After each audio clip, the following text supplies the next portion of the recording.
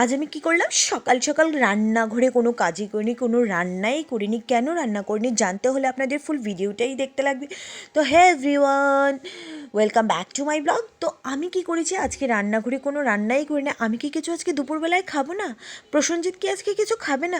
তা জানতে হলে আপনাদের ভিডিও স্কিপ না করে ফুল ভিডিওটা দেখতে লাগবে। তো আজকে রান্নাঘরে সব কিছু খালি, ডেক খালি, কড়াই খালি, ফ্রাই প্যান খালি। তো আজ কি হলো, সকাল সকাল বড়দি ফোন করেছিল। আজকে বড়দি অফিসে যায়নি, তাই আমাদের সবাইকে নিমন্ত্রণ করেছে। তো আমরা তিনজন বেরিয়ে গেলাম, বড়দির বাড়ি পৌঁছে গেলাম। পৌঁছে জুতো টুতো খুলে দেখছি প্রচুর জুতো, মানে ফ্যামিলির সবাই চলে এসছে।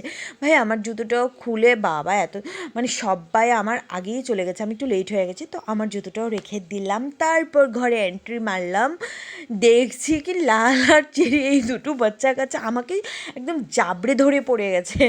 কি মাও চলে এসছে, বাবাও চলে এসছে, ওদের কথা বলেন, ওদের বনুকে একদম ঝাপটে নিয়ে নিয়েছে। যাই হোক, আমি একটু কিচেনে গেলাম, কিচেনে গিয়ে দেখছি সেই বড়দির রান্না মাটন, এদিকে কুমড়ি ভাজছে, এদিকে পালং পানিরও হয়ে গেছে, রাঙ্গাও বসে আছে, রাঙ্গার খাওয়া হয়ে গেছে, বাবারও খাওয়া হয়ে গেছে, অনেকটা সময় হয়ে গেছে, আমাদেরও লেট হয়ে গেছে। এই মাম্মা তো ওর বনুর রুমে চলে গেছে। বনুর রুমে যাওয়া মানেই কি, বনুর রুমটা এক মিনিটে একদম লণ্ডভণ্ড, ঠাকুর পুজোও হয়ে গেছে। তো যাই হোক, বড়দি তখন কী করেছে, মামাকে এনে ওখানে দিয়ে দিয়েছে, ওরা সবাই মজা করার জন্য। তো আমি খেতে চলে গেছি। প্রথমেই আমি শুটকির চাটনি আর কুমড়ি দিয়ে খেলাম, আমার খুব প্রিয় শুটকি। তারপর বলছি শুটকিটা স্টপ কর, মাটনটা জিভে জল চলে আসবে, মাটন দিয়ে খেলাম, মাটনটা সেই হয়েছে, সেই ডিলিশিয়াস। তো খেয়ে টেয়ে তো আমি কি করলাম, ওদের একটা বড়দির ছোট্ট গার্ডেন আছে, তো ও মেনটেন করাটা পারে না, তবুও কিছু কিছু পাতাবাহার বা কিছু কিছু ফুল টুল লাগায়, যতটুক বলে কয়, এতটা পারি না, টাইমও পাই না।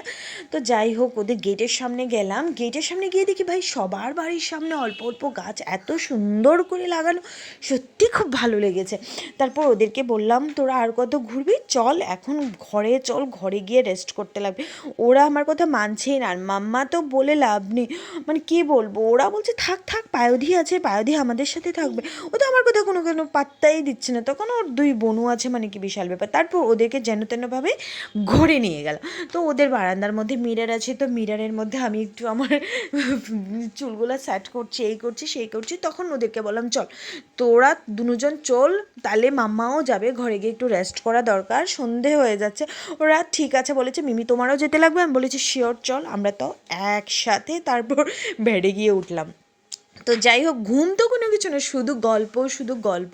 ওখানে গল্প টল্প সেরে নিয়েছি, বাবাও বলছে জলদি কর বেরিয়ে যাবো। চাটা খেয়ে নিয়েছি, চট করে ঘুম থেকে উঠেই, মানে শোয়ার থেকে উঠে বাবা বেরিয়ে যাচ্ছে, বোনও বেরিয়ে গেছে, দাদামণিও চলে এসছে অফিস থেকে। তো আমরাও লেট করবো না, বেরিয়ে যাবো। এখন এসে প্রসেনজিৎ আর আসেনি, প্রসেনজিৎ চলে গেছে।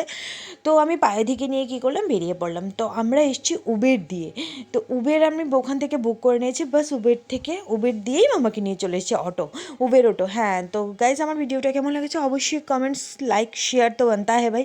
তো চলো, গুড নাইট। দেখা যাক আমার ভিডিও আপনারা কতটুকু পছন্দ করেন। ঠিক আছে, বাই বাই।